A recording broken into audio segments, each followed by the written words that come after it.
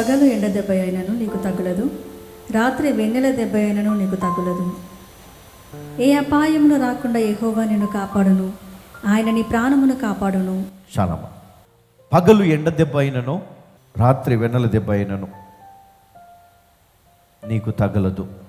దేవుని సహాయము కొరకు ఎదురు చూస్తున్నటువంటి వారికి ఏ అపాయము రాకుండా యెహోవా మరి వారిని కాపాడును, ఆయన నీ ప్రాణమును కాపాడును. మనము చాలా లైఫ్లో తపన పడుతూ ఉంటాం, సక్సెస్ కావాలా, త్వరగా ఏదన్నా సాధించాలి, బయటపడాలి, లైఫ్లో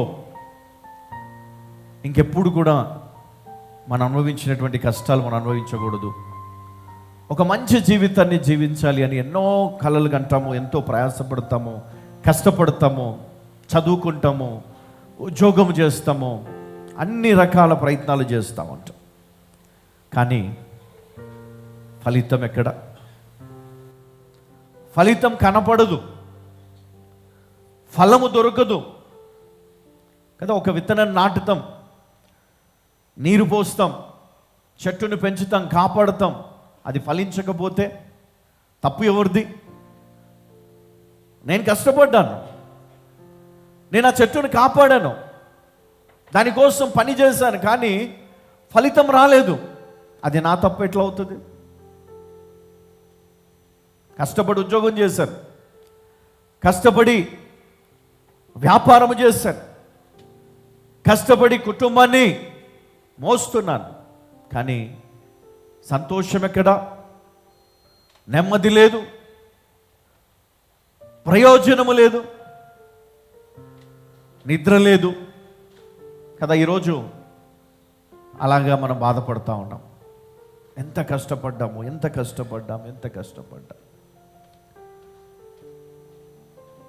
చాలాసార్లు మరి నాకు కూడా అనిపించింది, ఏంటిది, ఎందుకు ఇట్లా? ఒక వ్యక్తి తన జీవితంలో తన యొక్క కష్టాన్ని నమ్ముకున్నప్పుడు ఫలితము 0. చాలాసార్లు మరి కొంతమంది జీవితంలో సక్సెస్ చూస్తాం, వారి జీవితంలో దేవుడు ఉండడు, వారి జీవితంలో మరి ఆత్మీయ జీవితం ఉండదు, అయినా వారు దీవించబడుతూ ఉంటారు, వారికి ఆస్తులు ఉంటాయి, వారికి అన్నీ ఉంటాయి, వారు బ్లెస్ అవుతూ ఉంటారు.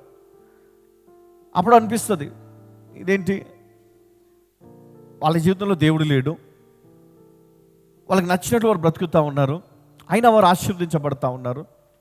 అయితే ఈరోజు మనం ఆలోచన చేద్దాం, ఆ ఆశీర్వాదం శాశ్వతం కాదు. కొన్ని విత్తనాలు ముళ్ళ పొదల్లో పడి వెంటనే ఎదుగుతాయి, ఇంకా కొన్ని రాళ్ళ మధ్యలో పడతాయి, ఇంకా కొన్ని ఆ దారిలో పడతాయి, త్వరగా ఎదుగుతాయి, కానీ ఈ ముళ్ళు అణిచివేస్తాయి.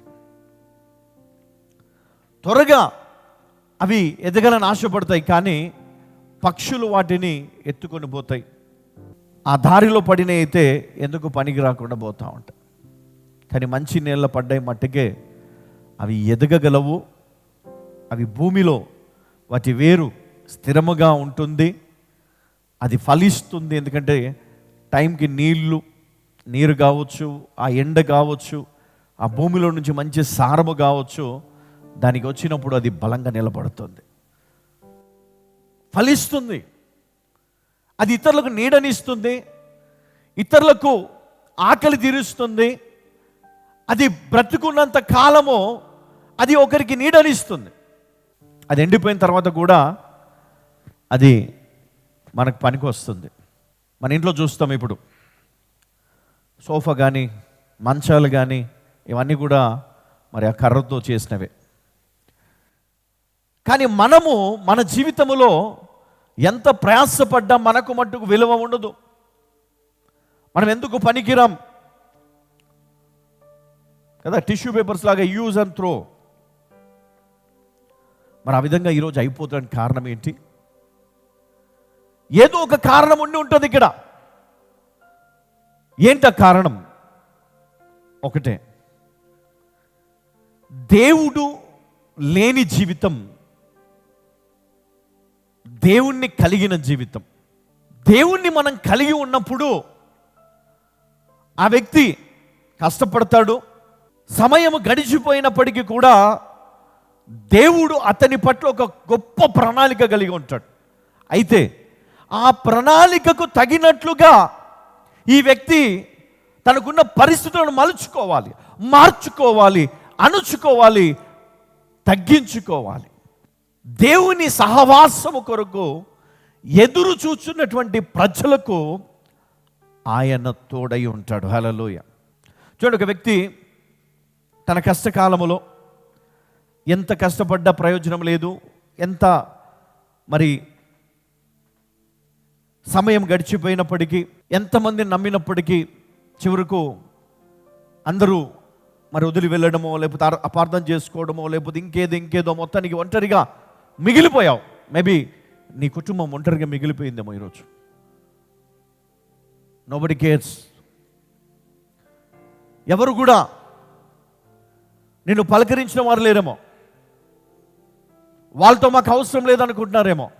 కానీ ఆ కుటుంబం కనుక దేవుణ్ణి కలిగి ఉన్నట్లయితే వన్ డే, ఒక రోజు వస్తుంది, ఎవరైతే నిన్ను విడిచి వెళ్ళిపోయారో, ఎవరైతే రెక్కలు కట్టుకొని ఎగిరిపోయారో వారందరూ కూడా నిన్ను వెతుక్కుంటూ, నీ జాడను వెతుక్కుంటూ వారు నీ దగ్గరికి వస్తారు. నువ్వే వారికి ఆశ్రయం అవుతావు. నీ కుటుంబమే వారికి ఎప్పుడు కూడా మరి సహాయము చేయడానికి ముందుంటుంది. ఎందుకంటే నీ లోపల ప్రేమ, నీ లోపల సంతోషం, సమాధానం, తగ్గింపు, దేవుని ఆశీర్వాదం ఉంది. దేవుడు నీకు తోడై ఉన్నాడు. దేవుడు ఏమి తక్కువ చేయడు నీకు. దేవుణ్ణి కలిగి ఉన్నటువంటి నీ కుటుంబము ఈ లోకములు అందరూ విడిచినా, ఏమీ లేకపోయినా, ఎందుకు ఎన్నిక లేని పరిస్థితుల్లో ఉన్నట్లయితే ఇదిగో దేవుడు ప్రొవైడ్ చేస్తాడు నీకు అన్ని. ఆయన పంపుతాడు నీ జీవితంలోనికి అన్ని. నువ్వు చేయాల్సింది ఒకటే, ప్రార్థన చేయి. నువ్వు చేయాల్సింది ఒకటే, విశ్వాసం ఉంచు దేవుని పైన, నమ్మకం పెట్టు.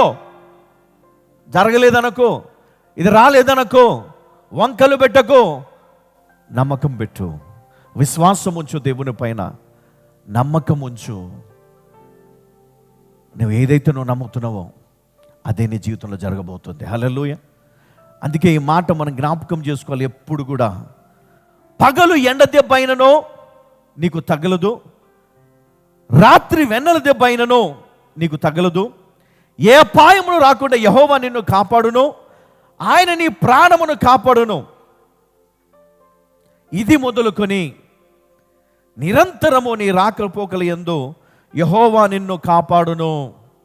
ఎంతమంది విశ్వసిస్తారండి? ఎంతమంది మరి నిజంగా దేవుడు నాకు తోడై ఉన్నాడు, నేను భయపడను, ఇదిగో నేను మందిరానికి వెళ్తున్నాను, దేవుడు నాతో మాట్లాడతాడు, నేను మందిరానికి వెళ్ళి ప్రార్థన చేస్తాను, దేవుడు నా ప్రార్థన వింటాడు, నేను ఇంటికి వెళ్తాను, ఇదిగో సోమవారం నుంచి శనివారం వరకు నేను ఇంట్లో ఉన్నప్పటికీ దేవుడు నన్ను విడిచిపెట్టలేదు, దేవుడు నా చేయి విడిచిపెట్టలేదు, నా కుటుంబాన్ని విడిచిపెట్టలేదు, నా జీవితాన్ని దేవుడు ఎప్పటికప్పుడు కాపాడుతూ ఉన్నాడు. ఇదిగో ఆయన ఇచ్చినటువంటి మాట, పగలు ఎండ దెబ్బైననో రాత్రి వెన్నెల దెబ్బైననో నీకు తగలదు, ఏ అపాయము నీకు రాదు అని. కానీ ఎంతమంది నమ్ముతారు దేవుడు కాపాడుతాడు నిజంగా అని? ఎంతమంది నమ్ముతారు కదా? ఏదైనా జరగానే మనం కృంగిపోవద్దు, ఎవరైనా విడిచిపెట్టగానే మనం కృంగిపోవద్దు, మనం బాధపడతాం, మనం ఏడుస్తాం, మనము ఇంకా ఎన్నో మరి ప్రయత్నాలు చేస్తాం, కానీ అవేవి కూడా నిన్ను కాపాడలేవు. నిన్ను కాపాడేది ఒకటే, నీ విశ్వాసం. నీ విశ్వాసం. నువ్వు నమ్మకం పెట్టు దేవుని పైన. ఈరోజు నువ్వు ఫెయిల్ అయ్యి ఉండొచ్చు చదువులో, ఈరోజు నువ్వు ఫెయిల్ అయి ఉండొచ్చు నీ ఉద్యోగంలో, ఈరోజు నువ్వు ఫెయిల్ అయి ఉండొచ్చు నీ వ్యాపారంలో, ఈరోజు నువ్వు ఫెయిల్ అయి ఉండొచ్చు నీ కుటుంబాన్ని పోషించే విషయంలో, నీ కుటుంబాన్ని కట్టుకునే విషయంలో, నీ జీవితాన్ని మోల్డ్ చేసుకునే విషయంలో నువ్వు ఫెయిల్ అయి ఉండొచ్చు. కానీ దేవుణ్ణి ఆశ్రయించిన వారికి ఇదిగో ఆయన తోడై ఉండి ఆయన వారిని కడతాడు. హల్లెలూయా, హల్లెలూయా.